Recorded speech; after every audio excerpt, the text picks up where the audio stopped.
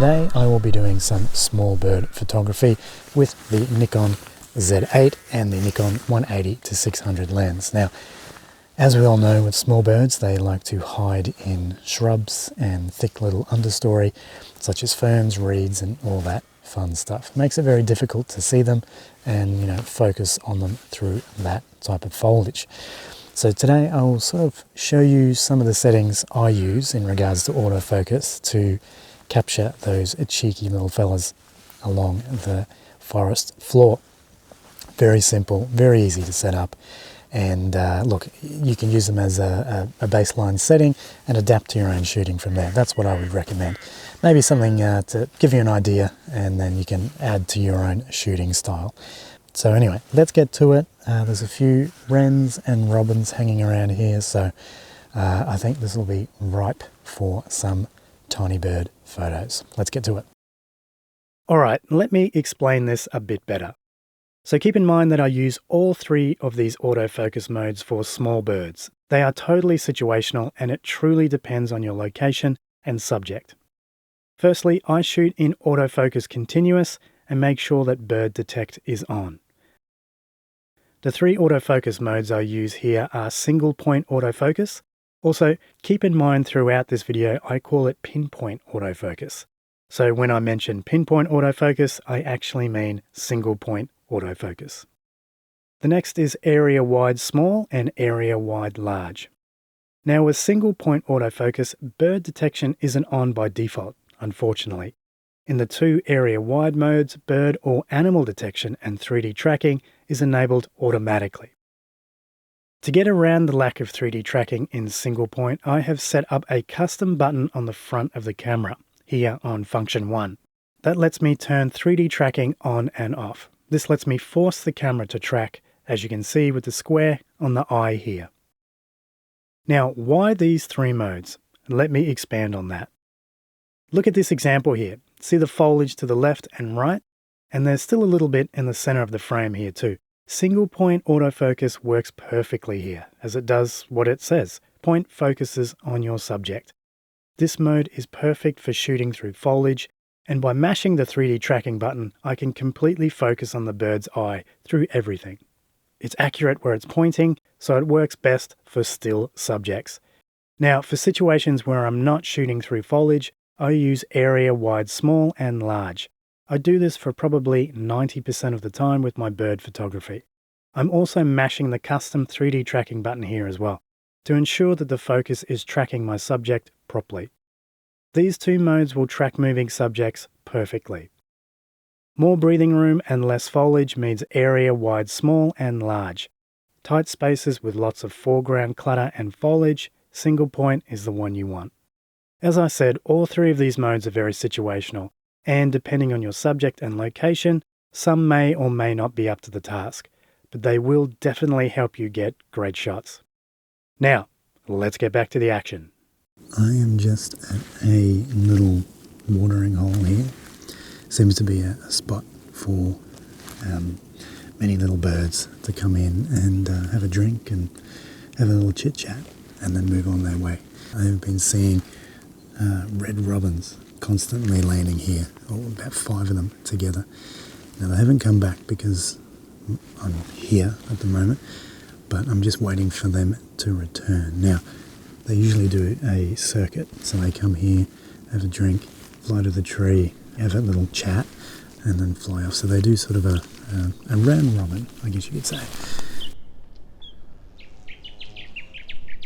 So I'm lying on a field here, I guess, a bit of patch of grass, but it is covered in turd.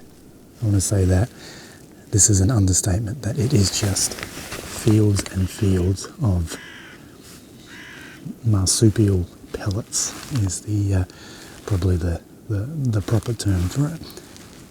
It just goes on. It's endless fields of. This is because of the pademelon, which is just running wild on southern Bruny Island, is where I am. This is just relentless. I have never seen as much pellets as I have anywhere else. I've never seen anything like this. And of course I'm lying face down in a field of doo-doo. So you have to have a strong fortitude not to be grossed out lying down in as much turd is just scattered across this landscape. Incredible, absolutely incredible. Hang on, we just got a superb fairy wren on a reed. It's a fair distance away.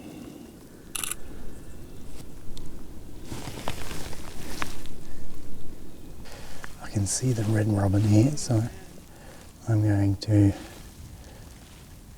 try and get a bit closer to him. They're very just displaced here. Just try to stay low. Slow. Low and slow. That's the name of the game. I just pop up here. I don't have a clear shot, so coming in a bit closer. Let's just do these reeds. There's two here.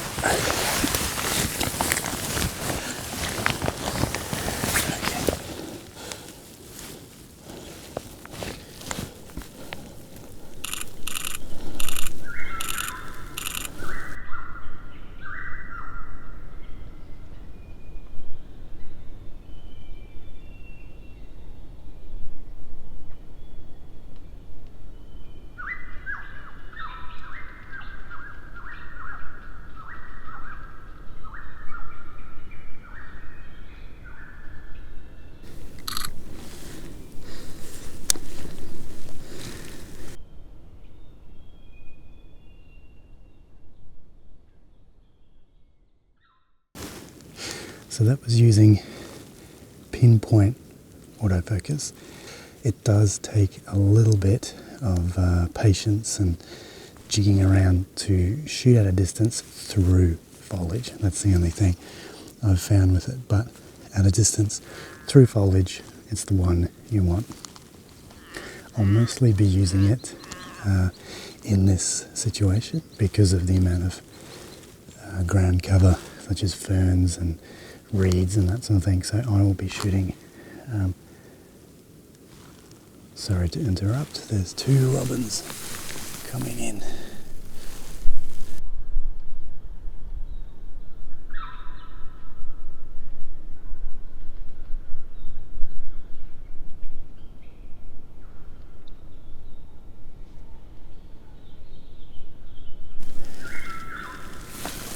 We got one on the ground here.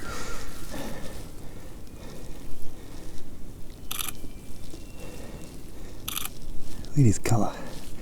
Beautiful bird. It stands out so well.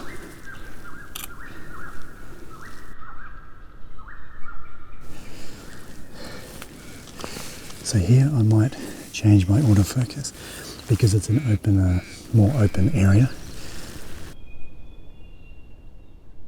One of the robins has come back to its little hidey hole, and this is exactly what I wanted. So I'm shooting in wide, small autofocus with bird detection on. 3D tracking is picking up straight away because I have bird detection on, and I'm just manually just pressing 3D tracking just to update it. Okay. Look at the colour. Look at the red colour. Beautiful.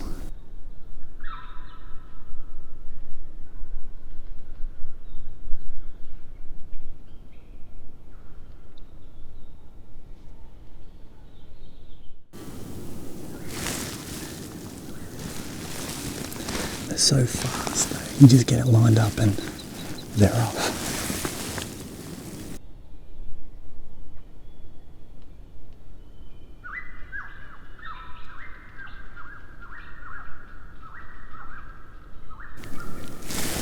Okay, he's just flown off. Alright, so So that was using wide, small autofocus. So a lot easier than pinpoint, especially in these wide areas like this.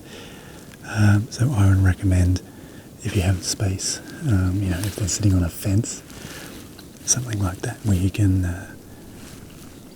cover the area, but you're still, over the subject.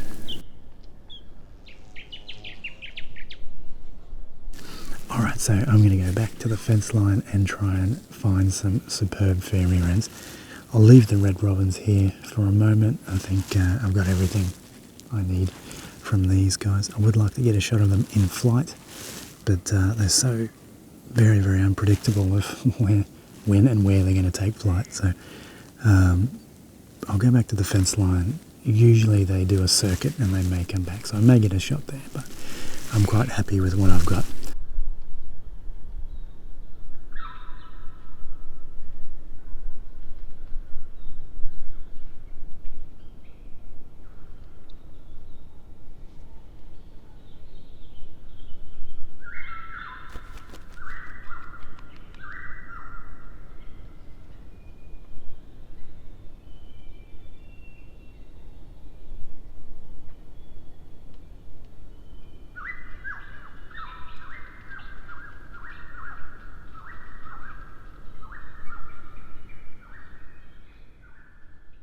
Okay, so I might call it a day here. I've gone to the fence line, couldn't find any fairy wrens. I think they've all gone up into the bush because the weather's starting to change. There's a big storm cloud coming towards me, bringing some heavy rain by the looks of it. It's very cold and I've kind of had enough. So hopefully these autofocus settings can give you an idea of the results you can get. Maybe you can bring them into your own photography style and just adapt them to what suits you. But these, as you can see, perfect results, really great results. And I'm happy with what I have in this little old camera here. So yeah, hopefully that can help you and your photography journey. So I might call it a day, go back inside before the storm hits and have some cup of soup. Thanks for watching.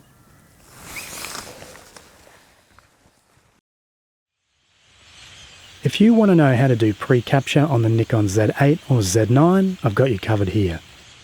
If you want to watch a review of the magnificent Nikon 180-600, click on this square and all your dreams will come true.